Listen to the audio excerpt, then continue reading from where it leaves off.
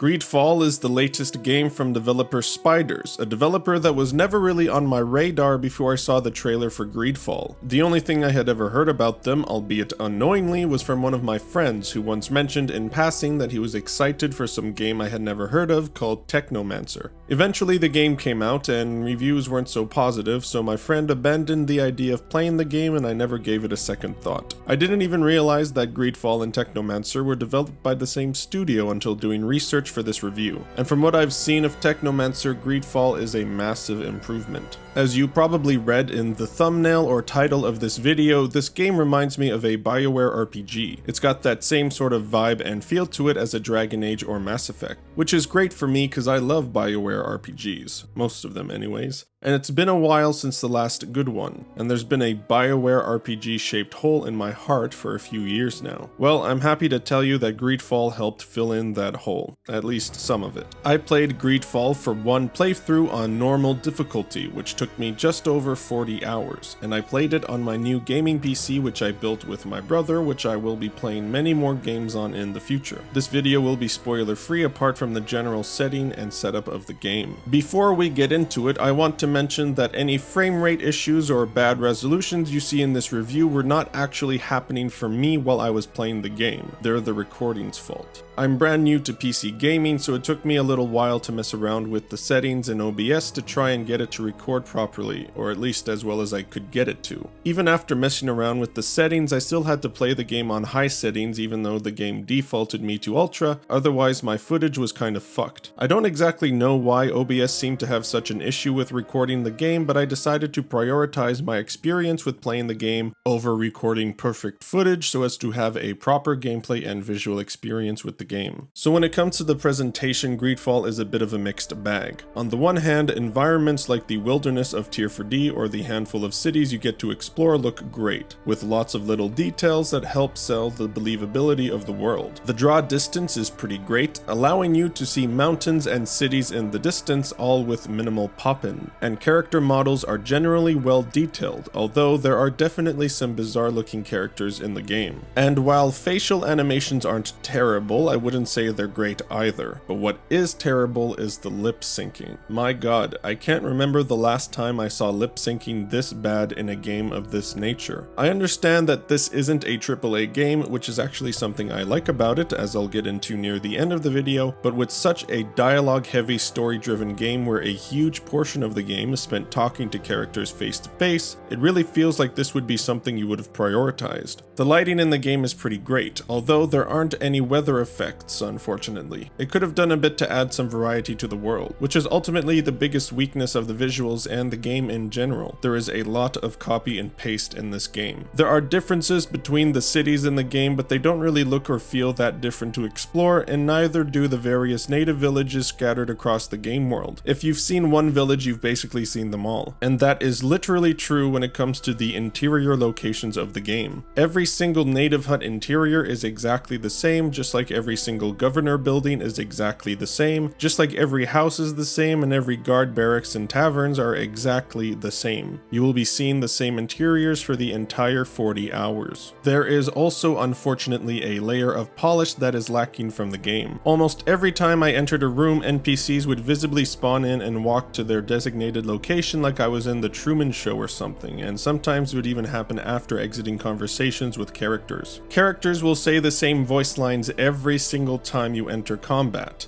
At first it drove me a little bit insane, but after a while it was almost like some strange kind of Stockholm syndrome where whenever I had different characters in my party for a quest and I didn't hear the line I was used to hearing, I would subconsciously feel like something was wrong. It was fucking weird. The game did, however, run at a very smooth 60 frames per second for me on high settings while recording, but I also did play a little while on ultra without recording and it ran just as well. Loading times are also very short, which is nice as you'll be doing a lot of fast traveling in this game. Animations aren't spectacular, but I wouldn't say they're bad either. They're okay, they get the job done. The voice acting in the game is pretty damn good, even though at first I found the accent for the natives of Tier 4D to be a little over the top, but I got used to it eventually. There was a weird audio glitch I experienced a bunch of times in the game where, for whatever reason, some of the lines of dialogue would fade out before the line was finished and skip to the next line despite me not pressing any buttons to skip dialogue. The score is actually very diverse, with some tracks sounding like something John Williams might have written back in the day, and some tracks sounding kind of unsettling and ethereal with strange electronic sounds combined with what sound like native cries and wails. It's pretty impressive and it's absolutely deserving of praise. The majority of Greedfall takes place on an island called Tier 4D. Tier 4D is a newly discovered island where colonists from 3 different countries have set up cities in an effort to exploit the island's natural resources and discover a cure for a terrible plague called the Malachor, which has spread across the continent that the colonists are from. Things aren't as clear-cut as they seem, however, as Tier 4D is home to a native population who don't take too kindly to the careless way the colonists quickly begin to exploit the island. Conflict inevitably ensues, and the island becomes a complicated mess of politics and factions, with the 3 new settlements and each native village having their own goals and objectives, with some factions wanting to bring peace to the island and stop the bloodshed, while others are more interested in accomplishing their own objectives without too much regard for the well-being of the other groups. You play as De Sardet, Legate of the Congregation of Merchants, which is a title that De Sardet will repeat to anyone who will listen. Your job as Legate of the Congregation of Merchants is to be a diplomat between your city, New Serene, and the various other factions on the island, while also looking for a cure. The story will take place across all the regions of Tier 4D and have you interact with each and every group on the island, which also includes a seafaring faction called the Knots, who are responsible for all naval travel in the game's world, as well as the Coin Guard, who basically serve as mercenaries hired by the 3 cities to serve as their military, but they are also a faction unto themselves with their own quests. The game isn't afraid to talk about some interesting issues with themes of colonialism, racism, religious extremism, forced conversion, environmentalism, and more. The story isn't subtle about how it explores these themes, but stories don't necessarily have to be subtle to be good. However, there are definitely some scenes that may come across a little too over the top for some people. However you feel about the story and its themes, I personally found it very interesting and engrossing for most of the game. The game does have a few too many side quests that are more or less fetch quests, except instead of gathering items, you're looking for the right NPC to speak to. There's a lot of going back and forth between regions, just talking to characters back to back to back with nothing to really break up the repetition in between besides the game's combat, which has its own issues. Which does make sense considering that you are a diplomat, and a major part of being a diplomat is interacting and conversing with lots of people, but that still doesn't prevent a feeling of repetition from eventually setting in. And while I enjoyed most of the quests in the game, both side and main, as they oftentimes ended up being more involved and surprising than they initially seemed, I do think that the game is a little bit too long. I was ready for the game to wrap up around the 30-hour mark, but it kept going for another 10 hours. I just don't think the game has enough variety across its various components to justify a 40-hour playtime. Between the copy-pasted locations and the repetitive quest design, the game also unfortunately doesn't have great enemy variety either, which I'll get into in the gameplay part of this video. The game has a reputation system with each of the game's factions, but it wasn't really difficult to get in the good graces of each faction so long as you do most of the side quests. The game also has multiple endings depending on the choices you make. Greedfall has a camp area where you can restock on supplies and interact with your companions, of which there are 5, in a way that reminded me of Dragon Age Origins. But even though I did end up liking the companions well enough, they don't really hold a candle to Origins or the Mass Effect trilogy's companions. I did like them more than the cast of Andromeda though, for what that's worth. Each companion has a handful of companion quests, with some of them being quite good. Kurt's quests in particular were some of my favorite in the game. Unfortunately, outside of their respective companion quests, they don't really have much to say. There's no party banter at all when you're just exploring the world, and while they will jump in from time to time during conversations or quests, they just kind of feel like bystanders that happen to travel with you most of the time. Greedfall does let you romance 4 out of your 5 companions, but it really doesn't make that much difference on the story at all, apart from like 2 short cutscenes in the whole game. When it comes to character builds, Greedfall has 3 different ways to spec out your character: skills, attributes, and talents. Talents are your non-combat abilities and are made up of 6 different kinds: charisma, science, vigor, intuition, craftsmanship, and lockpicking. Charisma and intuition both aid you in dialogue, giving you new options in conversations as well as a couple other effects. Lockpicking is self-explanatory. Craftsmanship and science allow you to craft armor and make potions respectively, along with a few other things, and vigor allows you to take shortcuts when exploring. I always choose whichever options give me extra dialogue choices when I play RPGs, so I chose to focus on charisma and intuition. I did find it a little odd that the game had two different dialogue talents to put points into, and there were many times where I had both a charisma choice option and an intuition option available to me, which resulted in more or less the same outcome. But there were a handful of times where only a charisma or intuition check were available, so they're not completely redundant. Though I would definitely recommend picking either charisma or intuition and another talent, not both charisma and intuition like I did. Attributes increase your character's stats and allow you to wield and wear more powerful weapons, spells, and armor. Like your talents, there are 6 attributes to choose from: strength, agility, mental power, endurance, accuracy, and willpower. Strength and agility are important stats for melee builds, mental power and willpower are for mages, accuracy is for firearms and alchemical preparations, aka weaponized potions, and endurance raises your HP. Skills are your combat abilities and are divided into 3 trees: warrior, magic, and technical. Magic is for mages, warrior is for melee fighters, and technical is for guns, traps, and alchemical preparations. I chose to have a melee build, which meant I put most of my points into the warrior tree, but I also ended up using firearms and healing magic as well, so I dabbled in the other 2 skill trees. When it comes to the actual combat in Greedfall, well, things get a little clunky. Quick note on the controls. I tried playing Greedfall at first with a mouse and keyboard, but given that I'm inexperienced with playing games that way, I decided to switch to an Xbox One controller pretty quickly, so I can't really comment on how the game controls with a mouse and keyboard.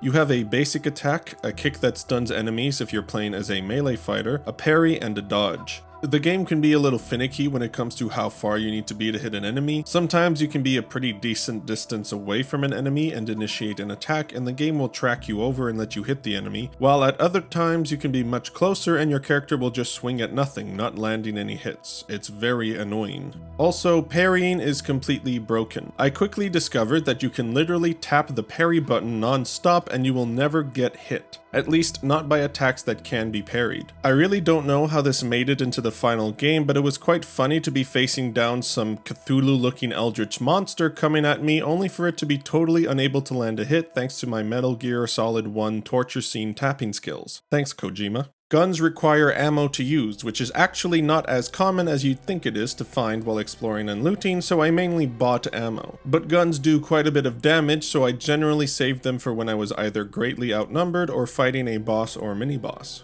You have a Fury meter at your disposal, which allows you to unleash a special attack that deals massive damage that fills up when you attack or successfully parry an attack, which you will always do. Magic has its own meter that regenerates over time once you use a spell. Along with HP, you and enemies also have armor points, which will take the brunt of regular damage, so it's generally a good idea to break enemy armor with a weapon that does high armor damage, then finish them off with another weapon that has high regular damage. Combat's weakest aspect, in my opinion, is the crippling lack of enemy variety. There are only like 5 or 6 different kinds of enemies you will fight across the entire game, and it gets boring fighting the same enemies over and over very quickly. Enemies also have this super annoying problem where if you get too far away from their spawn points, they will disengage from you during combat, go back to their spawn point, and regain their full HP and armor points. And most of the time this happened, it happened to my companions who had brought creatures far away from where I was fighting. It was so irritating having to be mindful to not step too far away from where the enemy spawned, while also trying to make sure that my companions stayed near enough to me to where we weren't having to basically start fights over from scratch all the time.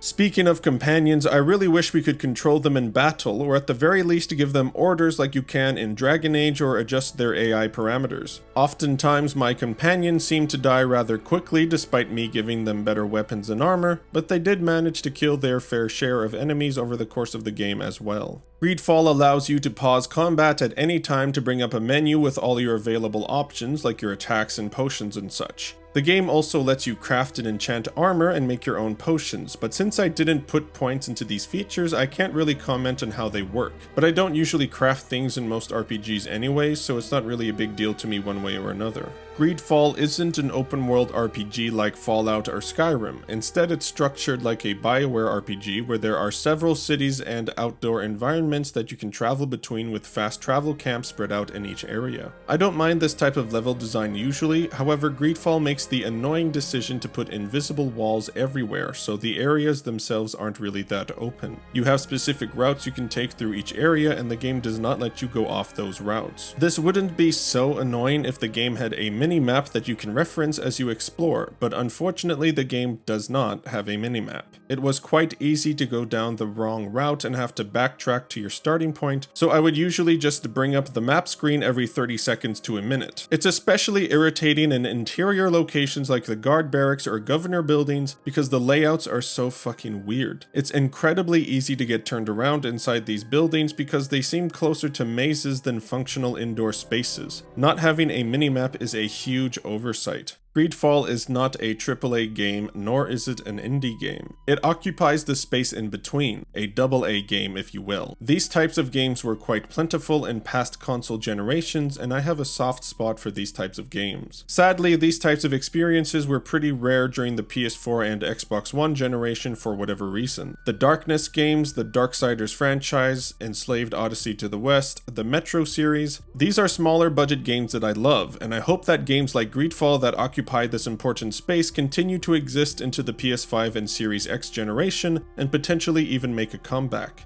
And I hope that developer Spider's next game is an even better experience than Greedfall. Greedfall is not the next Dragon Age Origins or the next Witcher 3. It's more like the next Dragon Age 2. A good experience with some pretty obvious shortcomings. If you don't like Bioware style RPGs, there's nothing here that will change your mind. If you've never played an RPG like this before, then go play the Dragon Age series or the Mass Effect trilogy first. But if, like me, you've already played those games and enjoy this kind of game, I would absolutely recommend Greedfall to you. It probably won't go down as one of your favorite games, but it will be an enjoyable experience for the most part. I'm going to give Greedfall a 7.5 out of 10.